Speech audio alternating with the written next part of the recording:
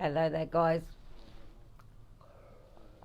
Just having a cheeky fag out the window, as you do. My blinds and curtains are down. The boys have managed to take my curtains down, which is actually quite nice because I've got the window wide open and it's actually a very pleasant evening, even though I can hear the cars and I'll probably get some hustle and bustle going across in a moment. But anyway, hello and welcome. It's about 11 o'clock on Sunday evening, and it's sort of my wind down to the end of another week. Well, not the end of the week, 'cause the end of the week was yesterday, but we get so clogged into this reprogramming that we went through where Monday is the start of the day when really Sunday is the start of the day week. But like anyway, I can't find a lighter, so before my fag goes out. Damn, missed it. It's so freaking windy. That's the only problem with being here by the sea, and especially in this trapping here that we've got with the 3 big tower blocks, because the wind like scales in and out. So anyway, the reason that I'm here is we have now officially, as from tomorrow, starting the countdown to make sure as many of us are aware and know what is currently going on in Parliament to do with the inquiry into children's social care. The opening space door, the question that they are asking is to do with the time frames, the amount of paperwork, but it is the door that we need to go right the way through and turn this into an investigation. It pretty much nails every single one of our cases, because they are saying, has it meant that they have made bad decisions and all of this sort of stuff. So it doesn't matter whether you are somebody who's had a false allegation. It doesn't matter if you are somebody who has been failed to be given help for mental health or disability or learning difficulty, or even your children in, because this isn't just adoption or long-term foster care, or it's everything to do with children social care. So this will look at SENs, this will look at when social, sort of like, because people forget that social care is not just children, child protection. There's so many different sides of children's social care. So my kids have woken up this morning with the snivels, and I so can't wait to get a garden. Every time motorbikes go by, I always think of my cousin Daniel.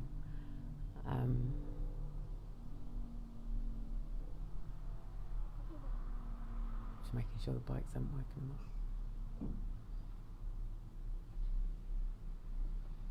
It's getting really difficult being here in and out, because it's sort of like living in the city by the sea with absolutely everything to sort of do. So once you sort of go out, it's a bit difficult to get back in.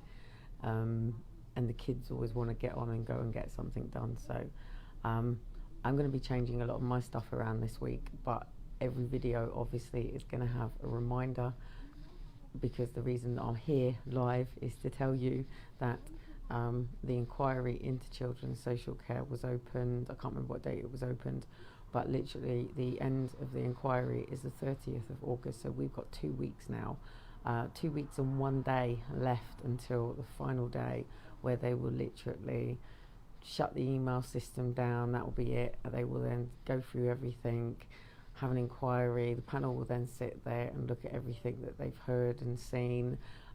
People will obviously be invited to the reading to put their bits in, and then the decision will be made exactly the same, in the same way as our children were taken. The decision will be made. No orders, or blah blah blah blah blah.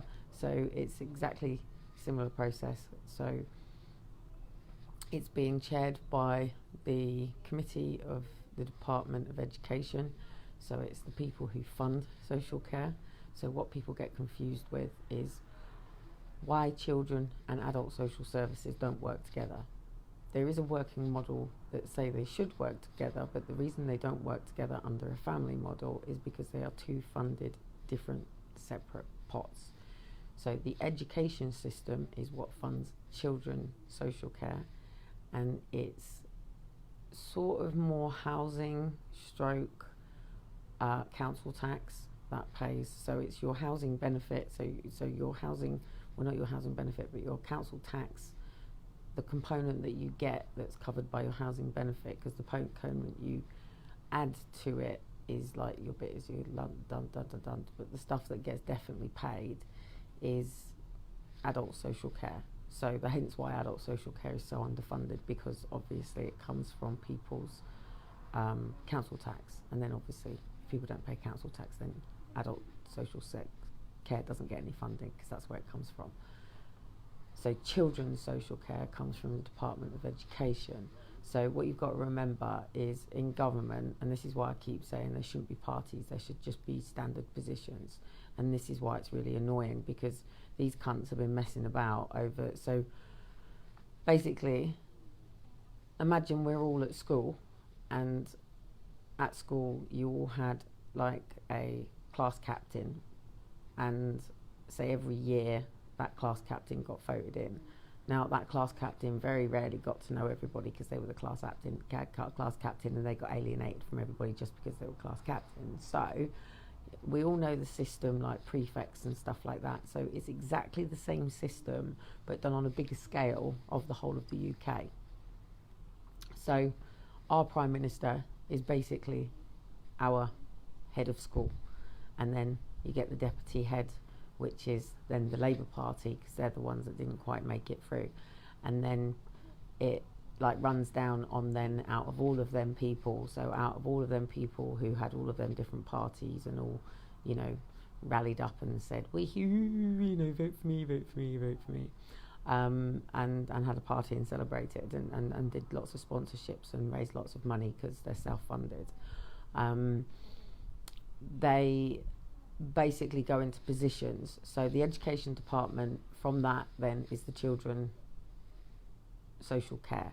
Okay, hence why they don't both work together, because they've got to apply for funding that bridges the gap to get adult and children's social care to work together. This is one problem immediately.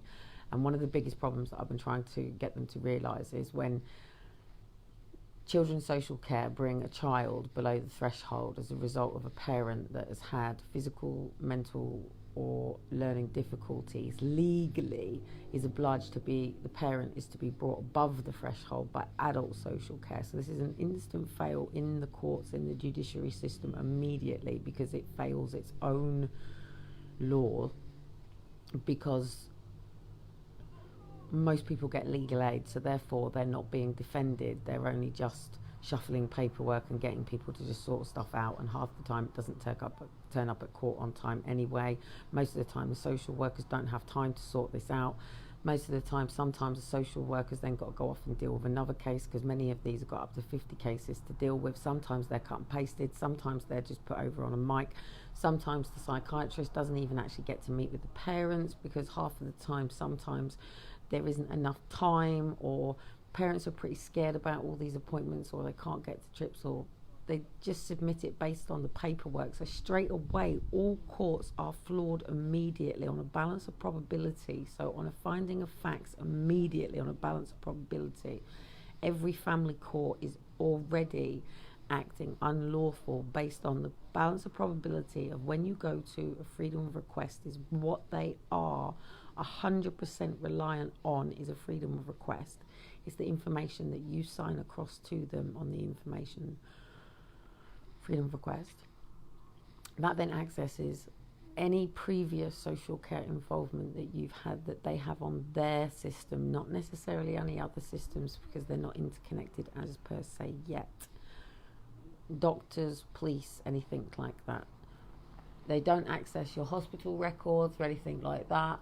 Any involvement you have with the school, and basically do a urology or genealogy, whatever it's called, put that together, and straight away that's flawed immediately. And the reason that that is flawed immediately is because nobody goes to these services when they are well.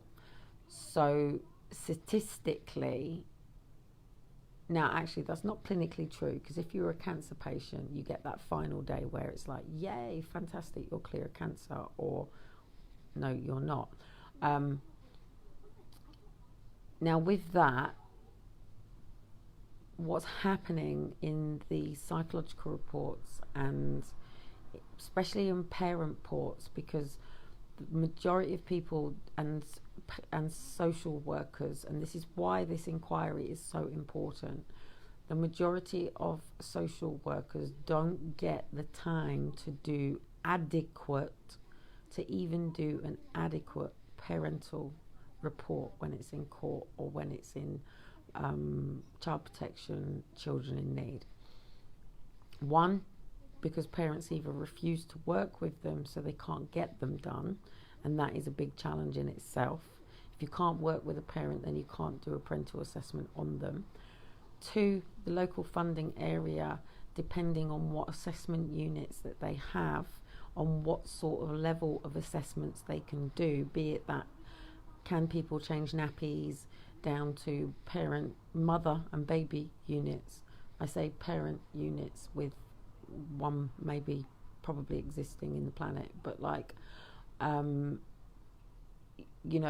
to care in the community, down to any certificates or courses that people may be able to access within their community, depending whether somebody has decided to set one of these organisations up in that particular council, because each council pot is different money. So even if your next door neighbour happens to get access to something that you might not, it may be because of a different school that your kid may go to, or something that they may be associated to, but it will come from a funding pot that comes from each local area, which is why we're trying to get these assemblies together and the referendum, and to see what sort of pot of money each area needs, because it doesn't really necessarily work the way it's going. So anyway, I'm going to move into the kitchen and take, because I can't find my lighter.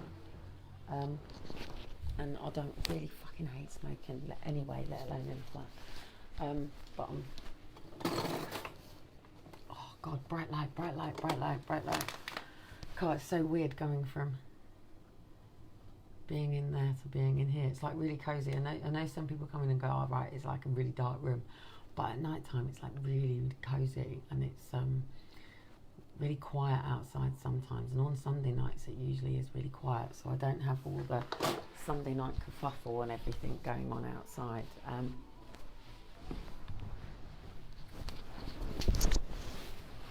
Climb up and show you. So look, it's really peaceful. It's got trees though. It's a spaceship. See what I mean by being how close I am to the council. It's the only day I get off. It really is the only day. I don't. I've had security out here today as well, so. But that little thing, that little spaceship, is our council office.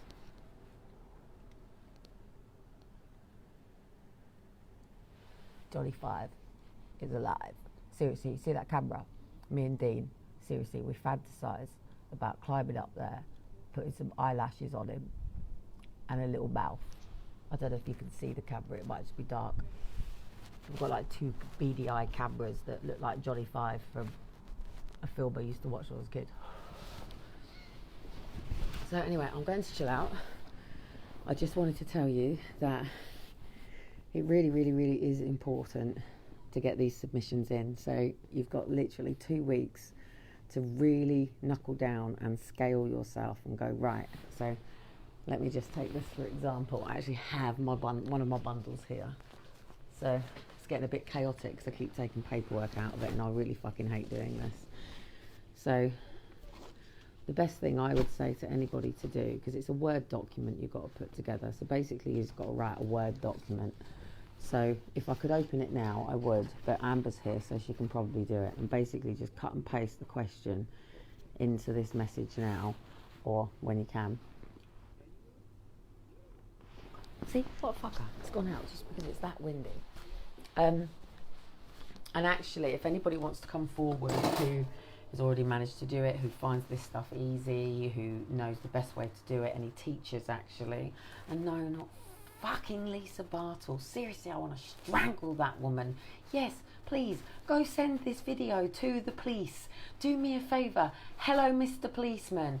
Now, seriously, I will actually say, my name is Kelly Cottam. Lisa Bartle is actually harassing me using new police officers to do so. But please, please, please, please, please, continue to watch these videos, because I ask all police officers to also come forward and submit your opinions into the Children Social Care Inquiry. I suggest every police officer, every social worker, every midwife, every person who is involved in children's social care actually have the balls to not worry about your little job, whether or not you can pay your TV licence to the people who covered up the Jimmy Savile paedophile network and the bigger thing that's coming out now. There are some real police out there.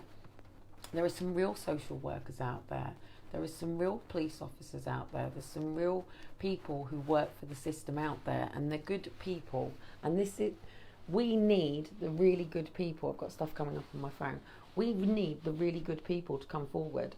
And when these inquiries open, it opens up to anybody to go on to it and go, I'm quite interested in the depth of this question. Actually, I wouldn't mind having a bit of an input, and I wouldn't mind actually having my thoughts read out to these people and heard by these people. And I've got a lot to say on this matter. I think this network has a lot to say on children's social care. The question that they are asking, which still hasn't popped up so I can't read it out, opens the can of worms to anything and everything, not just in the family courts, CAF, all of the organisations that's connected to it. Even good social workers will tell you they can't do a good job because the system is flawed. It is flawed and corrupt because right at the beginning of it, the intentions is not for the best interests of the child. And we know that because it was coined by Hitler. We know that because it was coined by literally children were shit. When social care came in, social care came to pick up the pieces of the war. It came to help. Now, what you've got to remember is there's been people out there trying to restore these families for years and years and years and years.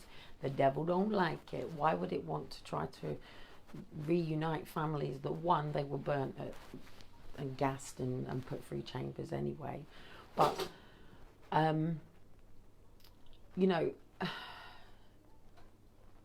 we the human beings now, as we exist now, the Western world, fuck Agenda 21.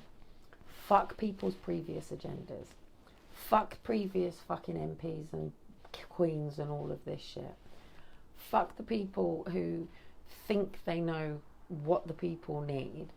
Fuck these people that are currently sitting in think tanks going, la da da da da da da, and actually we got a load of people to come along to St. Paul's and we analysed these people and we sent a couple of people into these activists, and actually we've spent quite a lot of time with these activists, and whereas we feel that we have been able to study these people, and we know fuck all. So at the end of the day, we've got to get our own homes in order, and the only way we get our own homes in order is to take back our own heart, minds and souls. And that is to be who we were created to be. It doesn't matter how old we are. It doesn't matter how young we are, whatever age we are. Age is not the barrier here. Age should never be a barrier. Just because younger people are getting jobs over older people, that's in that world. Now that world's going to crash and fall. So you better move over anyway, because they're going to crash it whether you like it or not. So you better already have built your bridge, and, it's already been done. It's, like even people who are on benefits, income support, job seekers, all that stuff, it doesn't exist anymore. You may be getting a payment coming in at this particular point, but that payment's going to stop. If you don't change over to universal credits and put that in and make sure it's in, then you're going to have a gap in between where they say to you, it's exactly the same with your tax credits. What that is going to have ceased anyway. So when you're going, April, this goes in and blah, blah, blah, blah, blah. No, what's going to happen is that back payment's going to come right onto you. So even when you do get onto universal credits after you've got through, which is quite a good system, you ring up, so you've got to have internet. There is no other way of doing it. There is no person to speak to. There is no process. Everything is done through your universal credit website. There is no other way of doing it. You do everything through this system. And then you'll be given an upfront payment, which comes out immediately. So that puts you in debt immediately. And then the back payment comes in, so that puts you even further in debt. And then for people who slide over properly, it's not a problem. But for the people who haven't done or aren't aware or don't know what's going on, don't get into politics, don't read the news, don't go on social media, people who are just in their bubbles, who don't realise that there's even Brexit or protests or anything going on, then they're not going to be aware. They're just getting up every day. And I'm talking about, people are probably so in their bubble that, they're probably getting up just to get down to, Boots, just to get their methadone. And I'm talking about a niche of all of this, but, to get their methadone and then make sure they can meet their crack dealer, and then off down to see their worker, and then sign in and making sure and they've got their money. Then all of a sudden that isn't going to happen. Now, what people don't realise with shit like this is that's going to bring a massive amount of crime. Like, whether you believe their hearts and their sob stories, and hey, that's really challenging, the fact is, when the homeless sit on the streets, there's two different lines of homelessness. You've got people who roll into cities that are trying to do the best that they can to get on their feet and try and sort stuff out, and bridging the gaps to try to sort ID out and get through processes and trying to get their heads down and moving around. And then you've got people that they already have hostels and they already have bed sits. They might even already have a flat, but they play the system and they beg on the streets. And the begging is their actual job. That's what they do. They're career beggars. And sometimes you can tell the difference between the two, sometimes you can't. Sometimes you can tell the difference between the people who just sat down and just never got back up because nobody's ever interacted with them long enough to help them get back up. And that's half of the battle that you have with homelessness. And government and everybody are talking about these problems in society. They are, but they can never understand it from the point of view of somebody coming through from that perspective. And you're talking about people that if you saw someone like R. Allen on the streets, or even the fact that, that Josie comes to my home, or Jamie with his guitar, and Josie actually came by herself tonight, so which is very, very, very rare because they're thick as thieves. They're always together. I'm very protective about this home. Dean is massively protective. He is king of this castle, of this home. But people can say to me, oh, well, these are your associations, so therefore you're this. Well, that's not how things work.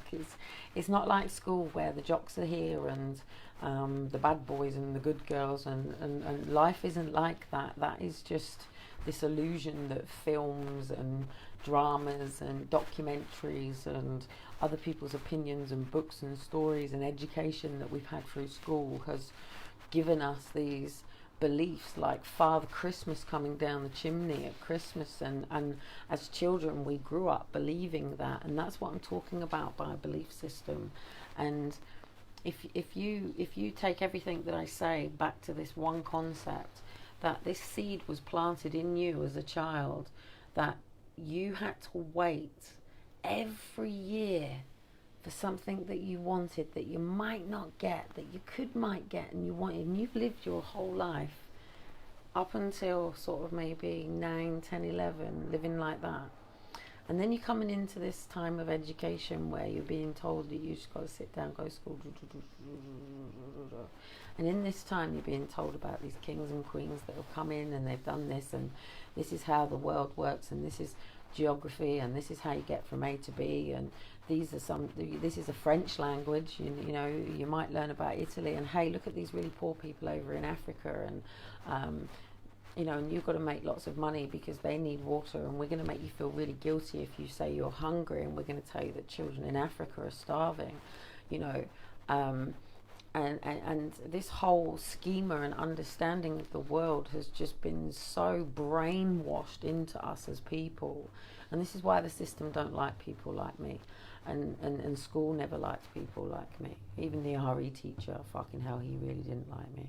Glory, glory, hallelujah. But if you take those, like take now Shiloh on his roller skates. There's a lot of parents that wouldn't put a 1-year-old in roller skates for a start. You know, seriously, look, here's my son's roller skates. You know, he's 1 year old. How many parents would allow for their 1-year-old son to be about on roller skates? Because most parents would install fear into their children immediately.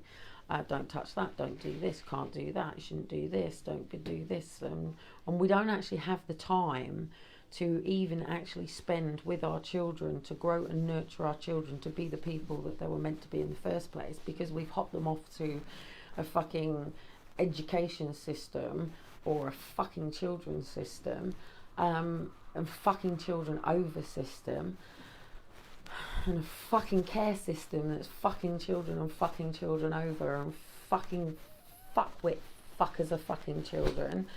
And we the people have to say that this is a fucking enough. Do you know what I mean?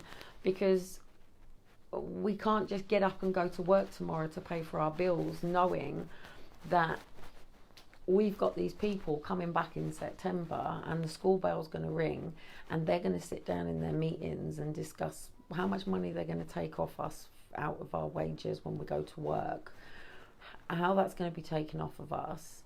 They don't give a flying fuck about us. They don't give a flying fuck whether your great-grandfather's got bowel cancer and can't get down to the hospital. Yes, they provide these services, but they don't provide these services because they care about you as individuals. They care about you because they're able to go to the EU and say, hey, we've got so-and-so who's just been born, so we have a new number now, and this particular person is going to cost us this amount of money through all this time. So therefore, we need this amount of money off of you to cover this person. And you're meant to then supersede in your line of your trust fund, but you obviously don't, because you don't know about this stuff. Your birth certificate, what it is, blah, blah, blah, and have, you know, it's another story, another conversation. But like, you know, then they have this money and then they basically play with this money and use this money. And because the majority of the people, so say the 99%, even the police officers don't know this. Say, hello, police officers, you're entitled to this too. Doctors, nurses, teachers, all of you working class people should be aware of this information, because this doesn't just affect the top, middle and bottom now. This is going to bigger than middle class, upper class and lords and ladies. This is going to the fact that we're coming out of the EU. Now, one of the biggest problems with coming out of the EU was Agenda 21. Australia were the first people to sign it, and then it's rippled out. That was an agreement with America, and then that's when we went off to Gulf War, blah, blah, blah, blah, blah, blah, blah. So, you know, there was this agreement that what people have got to remember is we the people have to turn around and say, well, I'm sorry, but we're not in the times of people gallivanting on horses and trumping around, and where, you know, people really should be lording with wigs. Not that you see wigs in the family cause per se, but like I did for my commute to prison. So we do live in a society right now where, say, this paperwork that I've got here, now to somebody who's dyslexic, this would be an absolute fuckwit. Now, we do live in a society where you go through the education system, that if this is a problem, there are SEN, special education requirements, that make reasonable adjustments. So then why is this not being applied when we're adults? So basically, you're to say, hey kids, when you go through life, people are going to make reasonable adjustments for you. But when you get to 18, that's then going to stop, because you've then got to suss out how to navigate through the world by yourself with your dyslexia or your autism, your whatever blah blah challenges you may face. Now, the challenge with that anyway is even when you make reasonable adjustments for somebody, we live in a world of more people. So how do you get everybody to make reasonable adjustments for somebody so they can live in a world? See, when I was at university, I got medically expelled in my second year because they had to work out where I could go around the university where there was always somebody who was first aid trained to my particular condition. So that makes life very difficult. So basically, we have become so soft that it's a bit, the balance is so wrong on this now. We have to be personally responsible for ourselves, everything, even bringing our children into the world.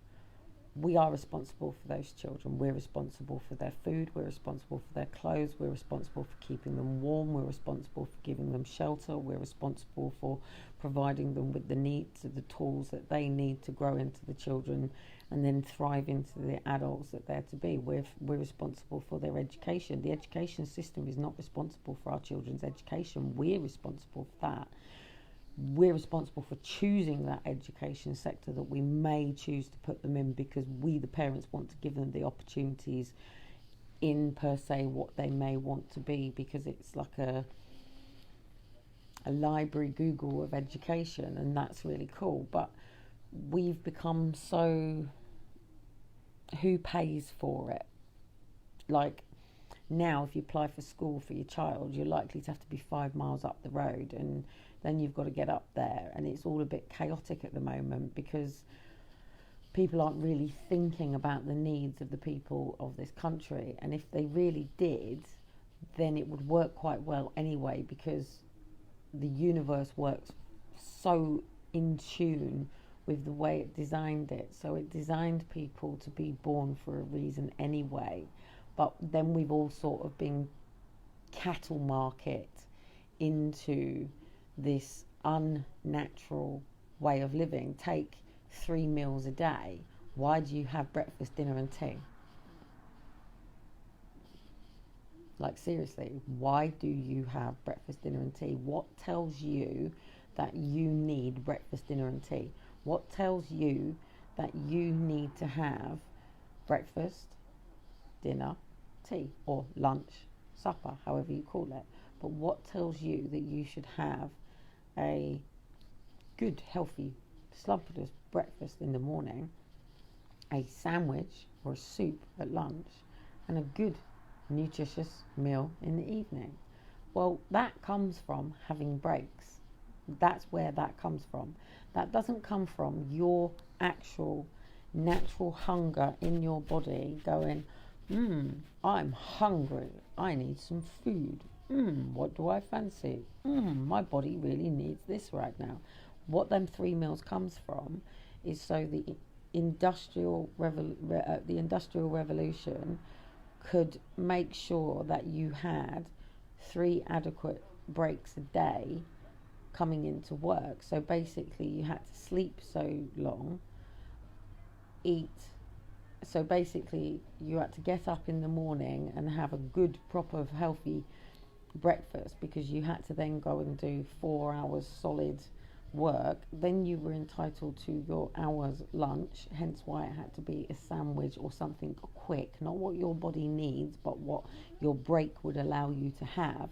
And then you got to go home where you would sit round the table to your meat and your 2 veg, so your good healthy, hey, I've been to work today and I've earned us a good healthy meal on the table because this was the bag of shillings or whatever it was that I got to be able to purchase those things. And then you get to go to sleep, and then you get up to go to work tomorrow to go and do it all again. That was programmed into the generation before us and the generation before us, because that didn't exist prior to them. It's come within the coal mining, steel mining, the farmery. A lot of what was really signed away was the farming. And the reason that it was the farming that was sold away was because what is everybody actually really fighting over? They're fighting over land, and who governs the majority of the land, and that's the farmers.